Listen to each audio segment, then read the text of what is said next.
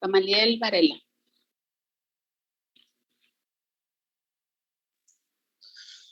Bueno, pues la clase pasada habíamos visto el tema de hipersensibilidad tipo 1 y pues vamos a continuar con los trastornos de hipersensibilidad. Esta clase vamos a ver la hipersensibilidad tipo 2. Pues bueno, la hipersensibilidad tipo 2 es un tipo de hipersensibilidad en el cual lo que se ha afectado, o más bien las reacciones son contra células o tejidos propios, a diferencia de la hipersensibilidad tipo 1, en donde veíamos que pues principalmente eran reacciones contra antígenos ambientales, pues aquí es contra células o tejidos, ya sean células o tejidos propios, o que pueda ser por algún donante, en el caso, por ejemplo, de las transfusiones sanguíneas. En ese tipo de hipersensibilidad pues va a estar principalmente mediada por anticuerpos, y van a participar básicamente lo que son células fagocíticas y las vías del complemento. Entonces, pues lo que pasa en la hipersensibilidad de tipo 2 es que se produce una citotoxicidad, o sea, prácticamente ese es como el resultado, ¿no? Como en la hipersensibilidad tipo 1 veíamos que pues era la desgranulación del mastocito y se producía todos los procesos inflamatorios y todo lo demás. Pues bueno, aquí lo que pasa es que hay una citotoxicidad, o sea, hay una lisis de las células. Pues bueno, esta citotoxicidad pues es una citotoxicidad que es dependiente de anticuerpos, y estos mecanismos pueden ser ya sea por la opsonización de alguna célula o un tejido y su consiguiente fagocitosis, o por la activación de la vía del complemento, y pues la formación del complejo de ataque a la membrana, el MAC, que al fin de cuentas es el que provoca en este caso la lisis, y pues en el caso de la fagocitosis, pues la lisis que está producida por las enzimas dentro del fagolisosoma. En lo que es el complemento, aparte de producir el MAC, que ya habíamos visto en clases anteriores cómo era esta vía, pues recordemos también que una de las funciones de algunos fragmentos del complemento, como es los fragmentos C3A y C5A, era también atraer a células, a células como por ejemplo los mastocitos, macrófagos, y estos a su vez podrían empezar a reclutar otras células a través de quimiosinas. Y pues así, no solamente se veían involucradas células como los macrófagos y así, sino que también se reclutaban otras células efectoras como células NK, plaquetas, neutrófilos, eosinófilos, más mastocitos, más macrófagos, al lugar donde se está produciendo la lesión celular. Entonces, pues más o menos este es un poco el mecanismo por el cual se produce la hipersensibilidad del tipo 2. Bueno, aparte de la fagocitosis, o sea, otra forma en el que los macrófagos o neutrófilos producen su acción de lisis celular es que esto pasa solamente si hay una fagocitosis frustrada, ¿no? Si hay una fagocitosis frustrada, se me olvida que tengo el control y no estoy apuntando nada. Cuando hay una fagocitosis frustrada, que puede ser ya sea porque la célula es muy grande o X razón, pues en vez de como se da normalmente, en donde se fagocita el patógeno en una clona antimicrobiana normal, y esta vesícula que contiene al patógeno se fusiona con los lisosomas y se forma el fagolisosoma, y donde aquí pues las especies reactivas de oxígeno nitrógeno, los cambios de pH, las enzimas lisosómicas, las defensinas, pues se encargan de eliminar a esta agente. Pues cuando no se puede fagocitar, que hay una fagocitosis frustrada, pues a través de la exocitosis, las células fagocíticas pues liberan sus lisosomas, y pues esas enzimas actúan ahora pues en el medio, ¿no? No dentro de una vesícula. Otro tipo de mecanismo que se puede ver en la hipersensibilidad tipo 2 es perdón, es que no me deja ver esto. Son los mecanismos efectores de las enfermedades mediadas por anticuerpos. Bueno, en la hipersensibilidad tipo 2 se pueden dar respuestas fisiológicas anómalas sin lesión celular ni tisular, pero esto solamente como de manera intermitente. Aquí hay dos casos, por ejemplo, las hormonas tiroideas o en las células musculares existen receptores. En las células tiroideas están los receptores para la TSH, que es la hormona liberadora hormona estimulante tiroidea, y los receptores de las células musculares pues son los receptores nicotínicos para la acetilcolina. Entonces, estos receptores para la TSH pues van a provocar justamente eso, ¿no? O sea, y empezar a producir hormonas tiroideas y que se empiecen a liberar. Entonces, ¿qué es lo que pasa con esto? Pues que los anticuerpos en las reacciones de hipersensibilidad tipo 2 se pueden unir a estos receptores, ya sea para activar en el caso de las hormonas tiroideas o inhibir en el caso de las células musculares. Entonces, cuando se produce esta respuesta fisiológica, en el caso de las hormonas tiroideas, pues el anticuerpo se une a los receptores de la TSH y se empiezan a producir hormonas tiroideas. Esto es al principio, ya después vamos a ver qué cosas malas puede traer esta unión de anticuerpos a los receptores e igualmente aquí en vez de activar a los receptores pues los inhibe produciendo pues una debilidad muscular porque como no se puede unir la acetilcolina pues no puede haber contracción muscular y también vamos a ver cómo esta unión de los anticuerpos a los receptores nicotínicos pues puede traer consecuencias bastante graves pues ya cuando se produce en casos muy graves, ¿no? Entonces, pues sí, esta es otra manera en la que pueden actuar los anticuerpos en la hipersensibilidad tipo 2, uniéndose a receptores y bloqueando o activando respuestas fisiológicas normales. Bueno, empezando ya a asociar el tema un poco a enfermedades y cosas clínicas, pues la hipersensibilidad tipo 2 podemos verla contra las células sanguíneas y las plaquetas. Contra las células sanguíneas podemos observar este tipo de reacciones en las transfusiones sanguíneas incompatibles, en la enfermedad hemolítica del recién nacido, en las anemias hemolíticas autoinmunitarias y en el caso de las plaquetas podemos observarla en afecciones o enfermedades como la púrpura trombocitopénica idiopática. Por ejemplo, en el caso de las transfusiones sanguíneas,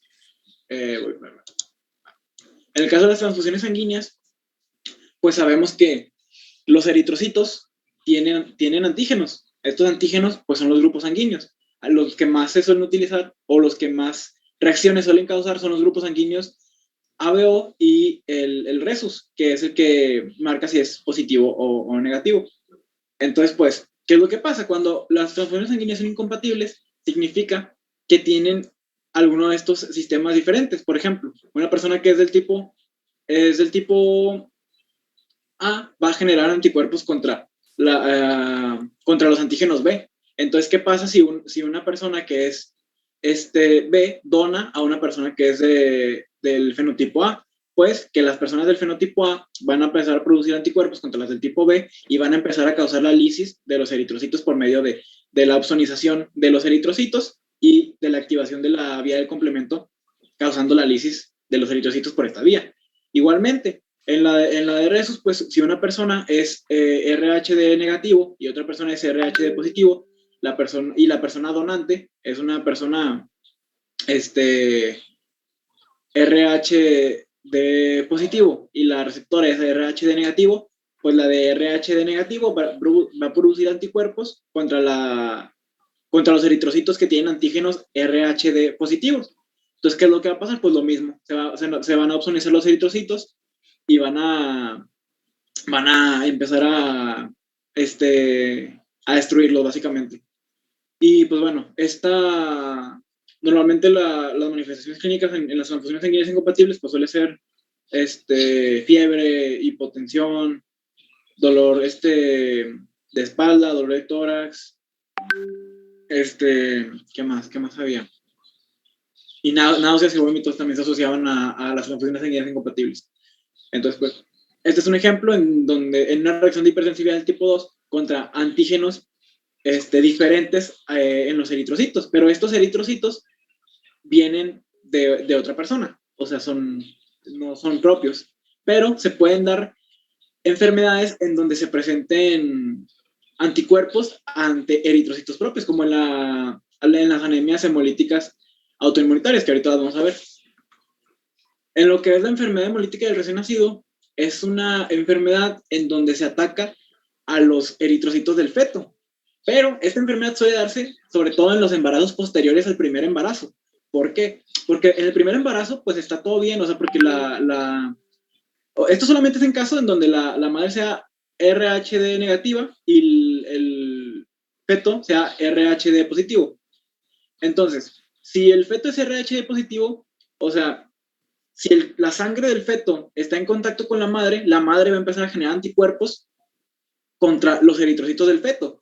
Pero en el primer nacimiento, pues no pasa nada, porque durante el embarazo, pues realmente no hay contacto de la sangre del feto con la de la madre, hasta el parto. En el parto sí que puede pasar cierta cantidad de sangre del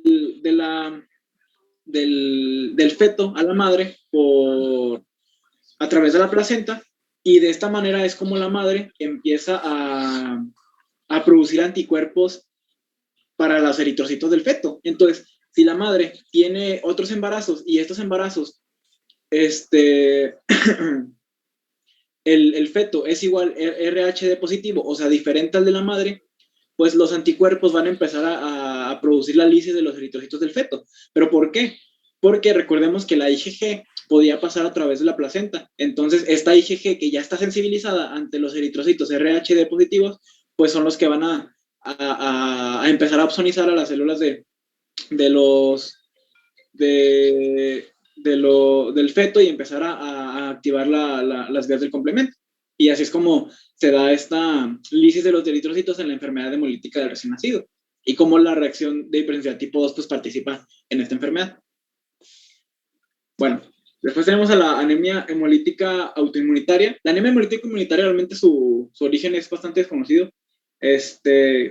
Y pues es una enfermedad en donde existe una anemia causada por la lisis de los eritrocitos, por la destrucción de los eritrocitos en la persona. Y esta anemia hemolítica autoinmunitaria puede darse de tres formas, ya sea que sean anticuerpos reactivos en caliente, por anticuerpos reactivos en frío o por anticuerpos provocados por reacciones alérgicas a los fármacos. ¿Qué significa que sean anticuerpos reactivos en caliente? Pues son anticuerpos que en temperaturas mayores a 37 grados se unen a los antígenos de los eritrocitos, pero son eritrocitos propios, o sea, se supone que no debería de haber problema porque pues, son de nosotros. Pero, pues en estos casos, pues se empiezan a generar estos anticuerpos contra los eritrocitos y, y empieza a haber una eliminación acelerada de estos eritrocitos, que es lo que provoca la anemia. En el caso de los anticuerpos reactivos en caliente, esto principalmente sucede a nivel del hígado y del vaso por los macrófagos esplénicos. Y en los casos de los anticuerpos reactivos en frío, esto suele suceder, para empezar, a menor temperatura de 37 grados, y esto suele suceder principalmente a nivel periférico, porque, pues, como los órganos no suelen enfriarse tanto, o no suelen bajar mucho sus temperaturas, pues en estos lugares los anticuerpos no suelen ser reactivos en frío, pero en la periferia, sobre todo en temporadas de invierno, pues sí que puede disminuir la temperatura y empezar a activar estos anticuerpos para que empiecen a unirse a los eritrocitos y pues empiecen a activar las vías del complemento. Principalmente en la del frío es la vía del complemento y en la caliente es la fagocitosis. Aquí pueden tener inclusive afecciones como necrosis periférica o formación de trombosis por justamente la destrucción mediada por el complemento. Y pues bueno, los anticuerpos provocados por reacciones alérgicas a los fármacos puede darse de tres maneras. La primera es que los fármacos se unan a las células sanguíneas y a través de la unión de las células sanguíneas, pues anticuerpos tomen estos fármacos como antígenos y se active la vía del complemento y produzca una lisis. Igualmente, bueno, más bien, en el segundo ejemplo, tenemos que puede deberse a una formación de inmunocomplejos de fármaco con anticuerpo. Aquí, como podemos ver, estos son los anticuerpos, estos son los fármacos, ahí viene que los fármacos son las bolitas. Entonces, pues bueno, aparte de fármacos también pueden ser metabolitos, no solamente fármacos. Entonces, pues bueno, se hacen esta formación de inmunocomplejos, de anticuerpos con fármacos, y estos inmunocomplejos pueden adherirse a los eritrocitos y, y pues a través de estos receptores R1 para la vía del complemento, pues activa el complemento y produce una lisis. Y por último, es que tenemos mecanismos de interrupción de la autotolerancia. O sea, que si se une un fármaco al eritrocito, puede interrumpir o alterar la autotolerancia que tiene el sistema inmune contra nuestras propias células, y ahora en vez de que se una el anticuerpo al fármaco, se une a los antígenos del eritrocito porque ya no los toleran y pues activan las vías de complemento y pues, produce una lisis. Pues bueno, esto sería lo que pasaría, o la participación de las reacciones de hipersensibilidad en la anemia hemolítica autoinmunitaria. Después tenemos a la púrpura trombocitopénica idiopática. En esta enfermedad, en el 70% de los casos, se producen anticuerpos contra las plaquetas. Ya vimos cómo eran contra las células sanguíneas y también puede deberse, o más bien puede originarse reacciones de hipersensibilidad contra las plaquetas. Entonces, por ejemplo, en la púrpura trombocitopénica idiopática, pues tenemos a las plaquetas.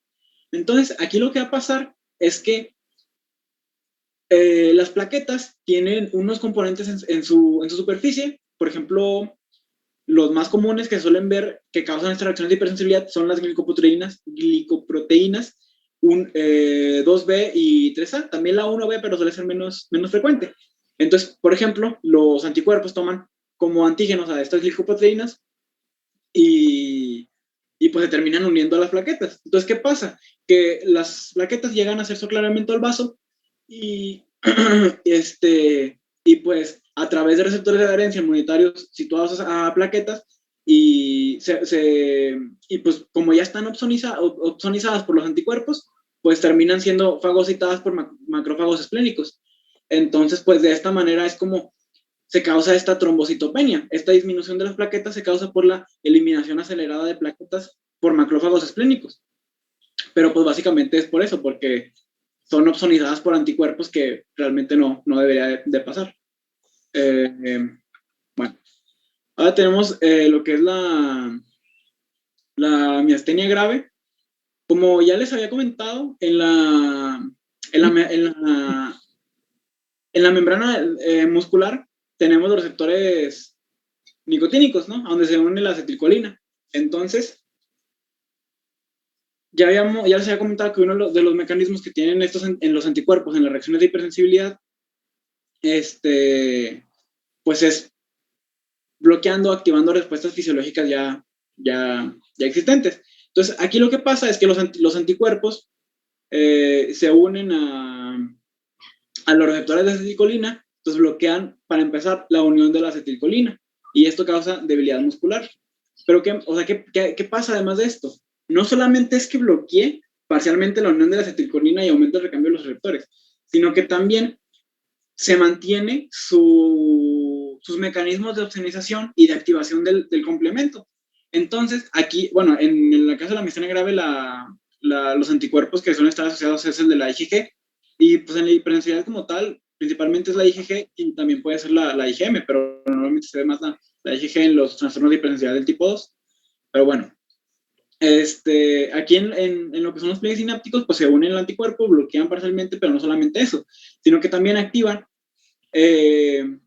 las vías del complemento, se forma el complejo MAC, y ¿qué es lo que pasa? Pues que se empiezan a destruir la placa motora, se empieza a destruir la placa motora, y entonces ahora ya no va a poder, ya no se va a poder producir una contracción adecuada o idónea, porque pues ya no hay una, pues como superficie uniforme de receptores de acetilcolina disponibles. Entonces, pues eso es lo que pasa en la miastenia grave. O sea, los mismos anticuerpos hacen que se empiece a destruir la placa motora y pues no haya como tal una, una buena contractilidad de los músculos. Otro ejemplo de la hipersensibilidad tipo 2, de este tipo en donde se afectan a receptores ya, o sea, receptores fisiológicos, es que, pues, en el caso de las células tiroideas, se puede producir una tiroiditis autoinmunitaria. ¿De qué manera? Pues igual, se unen los anticuerpos, a los receptores para la TSH y pues empiezan a producir hormonas tiroideas. Esto de primeras pues causa un hipertiroidismo. ¿Pero qué pasa? Pues que igualmente no pierde su actividad de activar la vía del complemento ni de opsonizar a los tejidos. Entonces, ¿qué pasa? Pues que empiezan a destruir a las células tiroideas y pues ahora va a haber un hipotiroidismo y aparte van a haber procesos inflamatorios por todo lo que está, o sea, toda la inflamación asociada al complemento. Entonces, esto es lo que pasa en la tiroiditis autoinmunitaria, pues que los anticuerpos se unen y empiezan a destruir estas células. Después tenemos al pénfigo, el cual es una enfermedad en la que se empiezan a producir anticuerpos frente a estas moléculas, que es la desmogleína 1 y desmogleína 3. Estas dos proteínas son elementos fundamentales de los desmosomas, los que mantienen unidos a las células. Entonces, ¿qué pasa? Pues que cuando hay anticuerpos frente a estas desmogleínas, pues la estabilidad de la unión celular pues se pierde bastante, entonces pues puede haber ruptura de la dermis principalmente. Y pues los pacientes que tienen anticuerpos con la desmogleína 3 se asocia a una afectación mucosa, y los que tienen a ambas, a la desmogleína 1 y la desmogleína 3, suelen tener afecciones cutáneas y mucosas. Y esto es lo que pues se llama enfermedad del pénfigo. Y pues así se suelen ver estas lesiones, de donde hay ruptura de la dermis. Y bueno, ya por último tenemos al síndrome de Goodpasture, el cual es una reacción de hipersensibilidad al colágeno del tipo 4. El colágeno del tipo 4 es un componente fundamental de las membranas basales. Entonces, aquí se suele afectar principalmente a las membranas basales glomerulares y pulmonares. Entonces, pues empieza, obviamente, al igual que en todas las demás enfermedades, los procesos de inflamación mediada por el complemento, y aparte, pues la lisis de las células y los receptores, inflamación también asociada al receptor para el FC, se opsoniza, ahí todo, y pues sí, o sea, de esta manera es en la que se empieza pues a destruir, ¿no? Donde se encuentre el colágeno tipo 4, ¿no? Porque aquí es donde el colágeno tipo 4 es el que se toma como antígeno en el caso del síndrome del Goodpasture. Y pues lo que puede causar ya a nivel de manifestaciones clínicas es una nefritis y una hemorragia pulmonar. Y pues bueno, eso ya sería todo de la hipersensibilidad tipo 2, bueno, lo que traigo yo. Muy bien, ¿tienen alguna duda?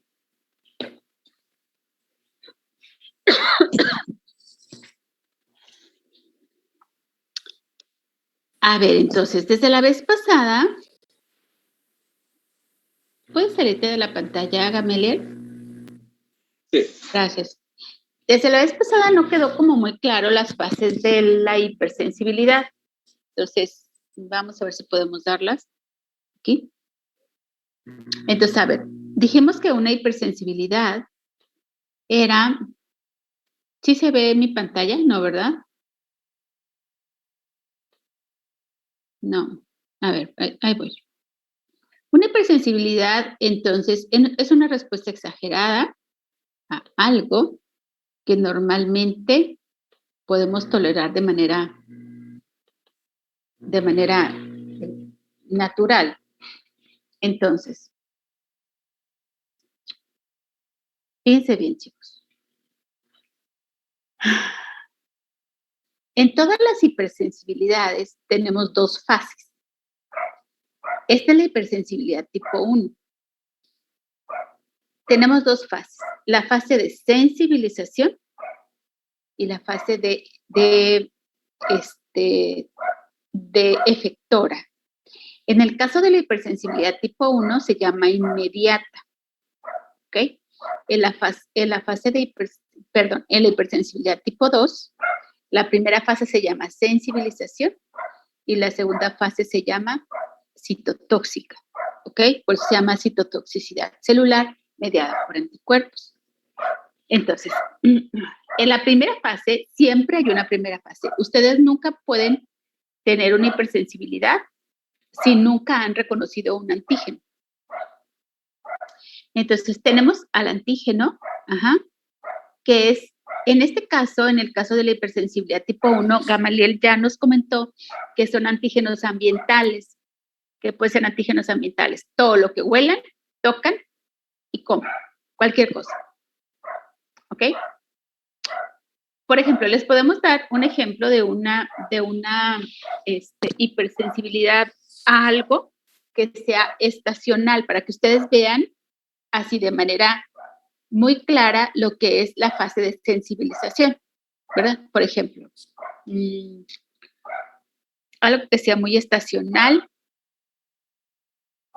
Por ejemplo, los pastos, que son estacionales, ¿verdad?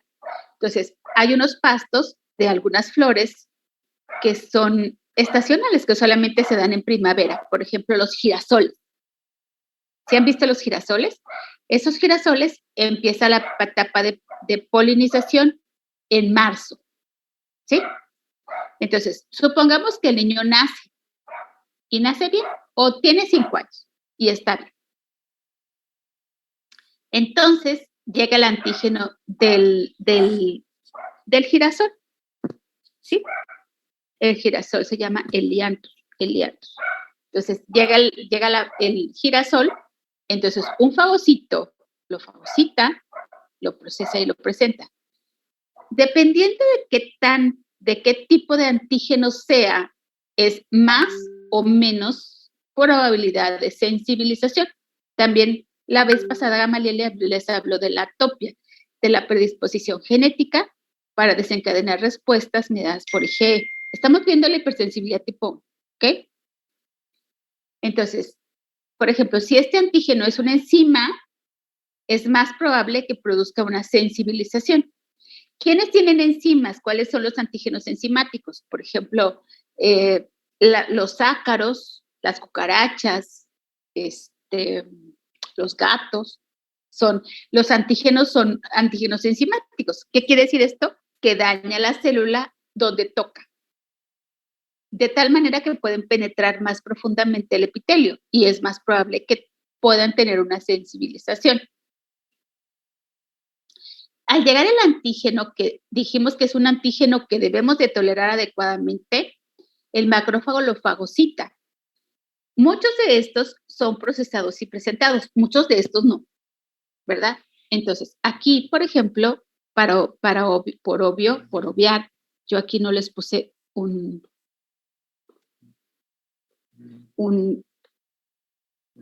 yo me obvié un paso, pero antes de tenemos aquí un linfocito T, que sería el TH0, o sea, un TH virgen.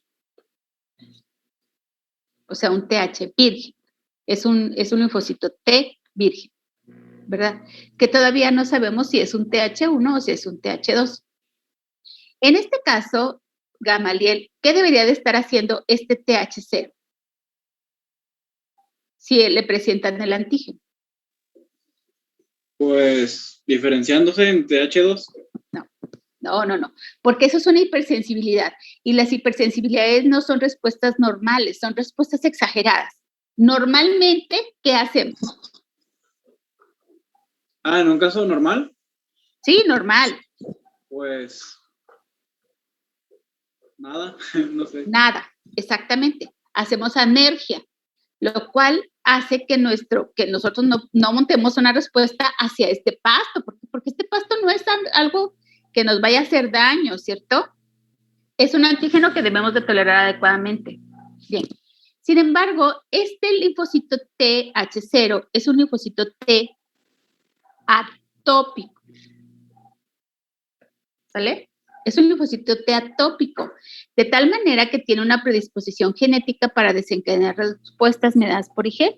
Y entonces, este linfocito T, entonces sí, atópico, porque no es una respuesta normal, monta respuestas anormales.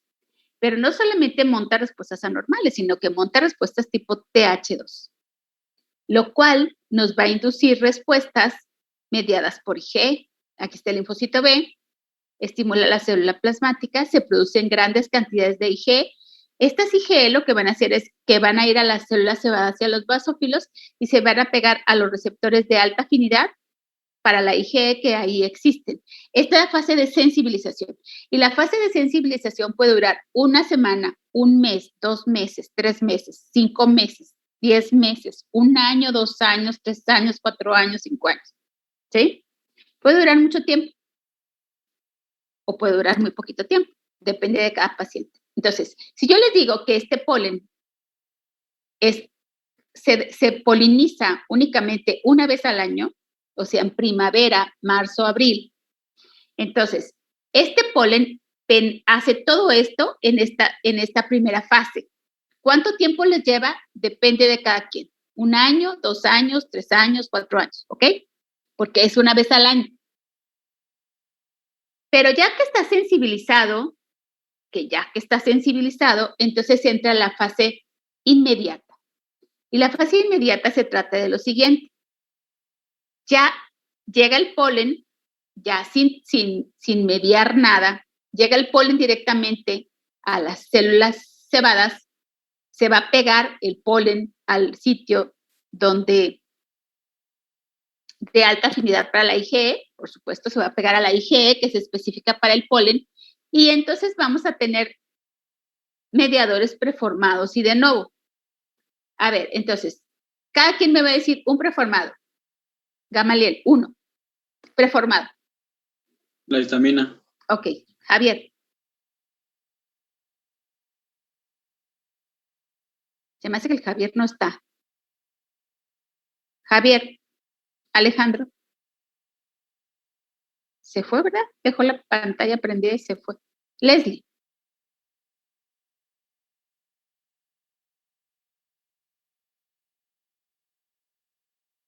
A ver, pues, ¿dónde están? Leslie, prende tu micrófono.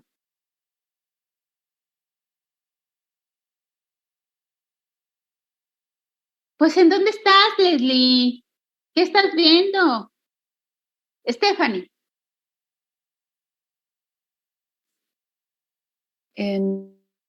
No recuerdo, doctora. ¿Cómo creen que no recuerdan? Pues si acaban de pasar el examen, por Dios. Rubí.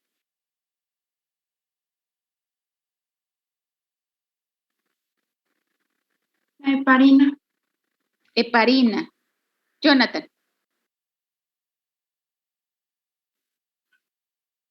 Los eicosanoides. Esos son de novo. Entonces la serotonina. La serotonina, la triptasa, la quimasa. ¿Y de nuevo, Rubí?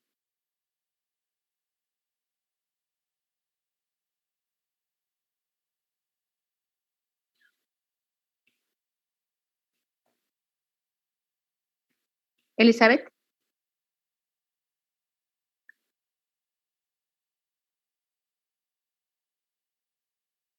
Qué barbaridad. Nielsen.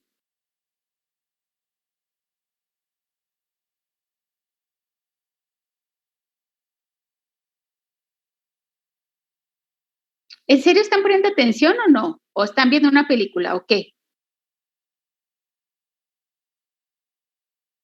Ni siquiera saben que los estoy hablando, Ricardo. Prostaglandina. Prostaglandinas. ¿Cuál prostaglandina? La 2. ¿Qué otra cosa? D2. ¿Qué otra cosa? Pues leucotrieno. Los leucotrienos. Entonces, vamos a liberar estos mediadores preformados y de novo, y entonces vamos a producir los síntomas que son inmediatos. ¿Qué tan inmediatos? Muy inmediatos. O sea, ¿cuánto? Unos minutos. Pero previamente hubo una sensibilización. ¿Ok? La respuesta inmediata es inmediata. Es a los minutos de haber estado expuesto al alergeno. Entonces, ustedes vuelven a inhalar el polen y a los minutos tienen el efecto. De eso se trata. No solamente es esto, puede ser cualquier cosa. Por ejemplo, los pacientes que se sensibilizan al pescado, comen el pescado e inmediatamente tienen los síntomas. O al camarón, comen el camarón e inmediatamente tienen los síntomas, ¿cierto? No sé, algo más. Están en contacto con el gato e inmediatamente tienen los síntomas. O sea, no tienen los síntomas al día después, a los 2 días. O sea, no. La respuesta es inmediata, en los primeros minutos de exposición a un alérgeno. Por eso se llama hipersensibilidad tipo 1 o inmediata, porque la respuesta es inmediata. Pero previamente tuvieron que obtener una fase de sensibilización que puede durar poquito tiempo o mucho tiempo. Muy bien, me voy a salir de aquí, me voy a salir y voy a entrar otra vez porque nada más nos queda un minuto. Entren rápido, chicos, por favor.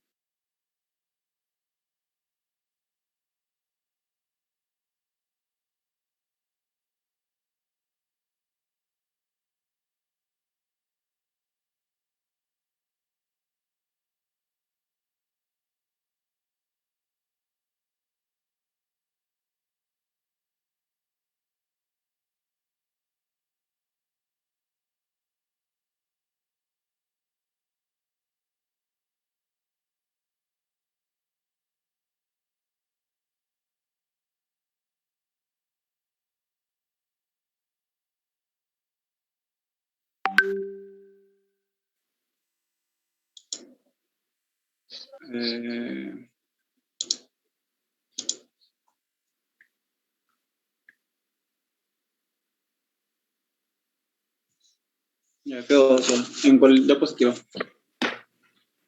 Tú diste las dos, ¿no, Gamaliel? La hipersensibilidad tipo 1 y la 2. Sí. Ok, ¿dónde empieza la 2? Pásala, que sigue. Bien, entonces vamos a ver esto de la hipersensibilidad tipo 2. La hipersensibilidad tipo 2 se llama igual. La hipersensibilidad tipo 2 o citotóxica o citotoxicidad celular mediada por anticuerpos.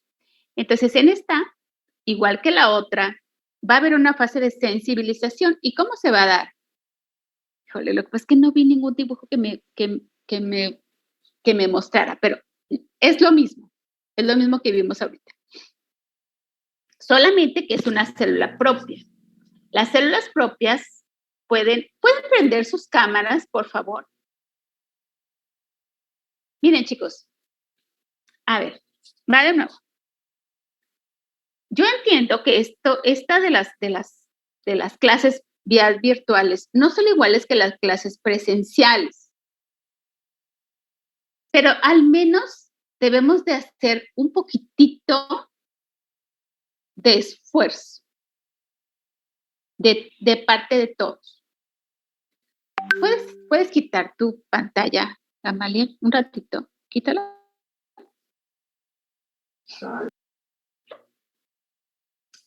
A nadie le gusta estar así, de verdad.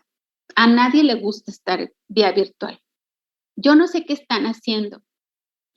O sea, ahorita me doy cuenta de que muchos, o sea, simplemente no están. O sea, prenden y se van. No están al pendiente de lo que estoy preguntando, ni de lo que estoy diciendo, ni de lo que está diciendo Gamaliel. Aparentemente la única que está poniendo atención soy yo. Estas son cosas que ustedes ya deben de saber. Son clases de integración.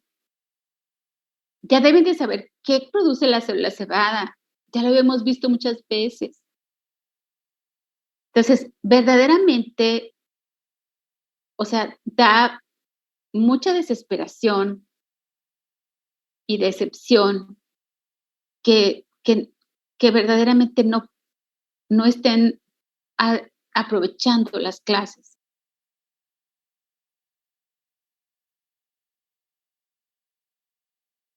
ya no sé qué decirles, de verdad. O sea, es un desperdicio de tiempo suyo, mío, de la universidad, estar así. O sea, yo no acepté las clases presenciales porque verdaderamente me la pusieron muy difícil. O sea, ustedes tenían que ir y conseguir un salón, pero yo creo que vamos a tener que regresar a clases presenciales porque yo veo que nadie pone atención, no sé dónde están. O sea, nadie pone atención, nadie. Ustedes han visto que yo hago el esfuerzo y me subo al coche con toda la computadora y les voy dando clase en el coche y aún así pongo atención de lo que están diciendo. Ustedes no están haciendo nada más que ver la pantalla. Yo me imagino que ustedes ponen una película al lado y nomás así como que están viendo la película. O están chateando o algo están haciendo que no están poniendo atención. Tengo muchos semestres que no reprobaba alumnos, muchos semestres. El semestre pasado fue el primer semestre que reprobé alumnos. Entonces, yo entiendo, pero si continúan así, en esta actitud de que no sé, y así dicen, no sé, no, pues no sé. O sea, eso es algo que al maestro lo desespera un montón, porque ya se los enseñé. Y no solamente ya se los enseñé, ya tuvieron un examen de eso. Eso quiere decir que ya lo repasaron. Y si verdaderamente el conocimiento no se les queda ni a corto plazo, porque ¿qué tanto fue el examen? ¿Hace cuánto? Y no les pregunté los de nuevo y los preformados, claro que se los pregunté. Entonces, si verdaderamente su aprendizaje a corto plazo es tan malo, o sea, ¿qué podemos esperar a largo plazo? ¿De verdad ustedes creen que esto nunca lo van a volver a ver? Las enfermedades alérgicas se da en el 30% de la población. Todo mundo lo va a ver. Todos lo vemos. Las hipersensibilidades todo el tiempo las estamos viendo. Entonces, si no ponen atención y no se aplican un poquito, o sea, ni siquiera les pidan mucho, un poquito.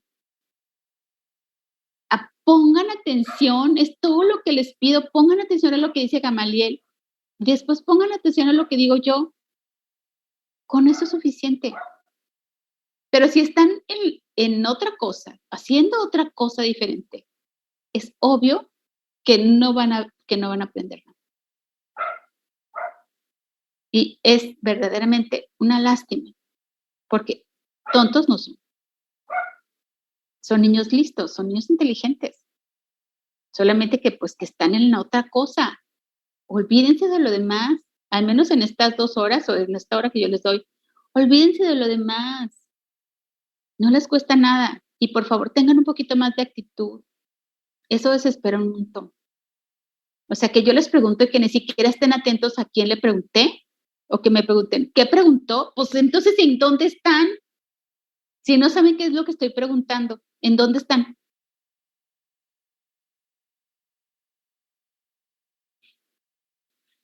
Muy bien. Pásame la diapositiva, doctor Gamaliel, por favor. ¿Pudieras hacerlo?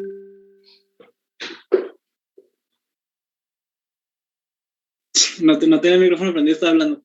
¿Que le pase la presentación a usted? ¿O que la proyecte? No, proyecta. Okay. A ver entonces, chicos. Nosotros tenemos un mecanismo para que se limpien las células que están muertas o dañadas. Entonces, aquí el fagocito va y lo va a fagocitar la célula dañada. Como todo el fagocito, como es inespecífico, lo va a procesar y lo va a presentar. Y aquí entra un mecanismo que ya habíamos visto, que es el mecanismo de linfocitos T autorreactivos. ¿Dónde los vimos, Gamaliel?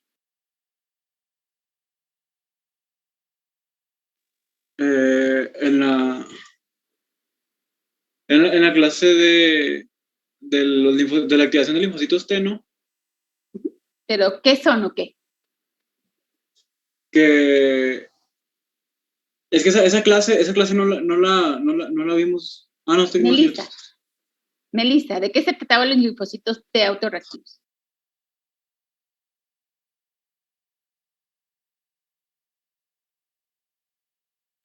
Pues de la protección al organismo. No. Javier, Alejandro, ¿dónde vimos los linfocitos T autorreactivos?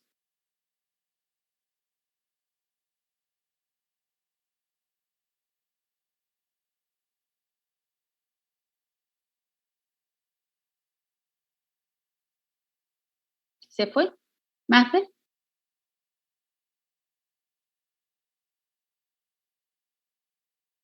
¿Mafer Soto?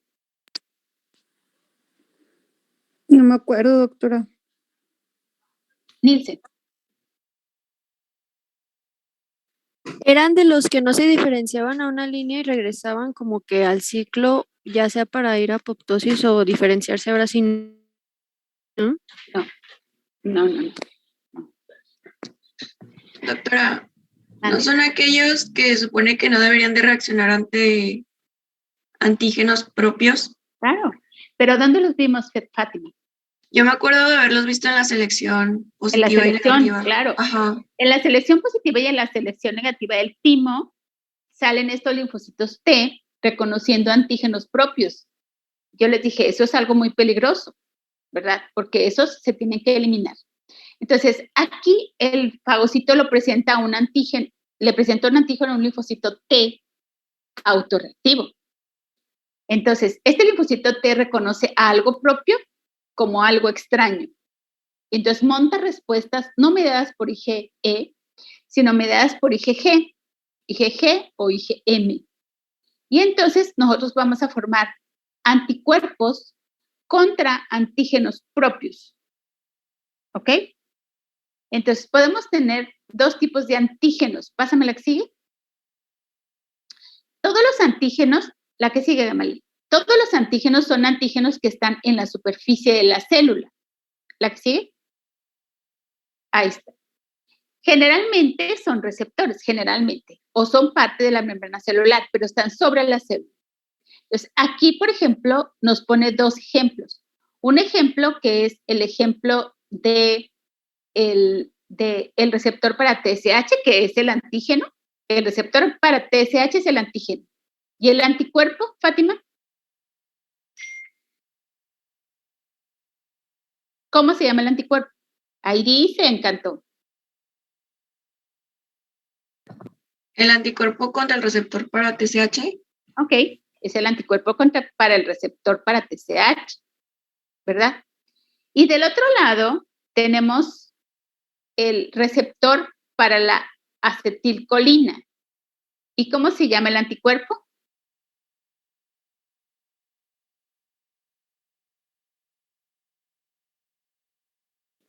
Anticuerpo frente al receptor para la acetilcolina. Exacto, ¿sí?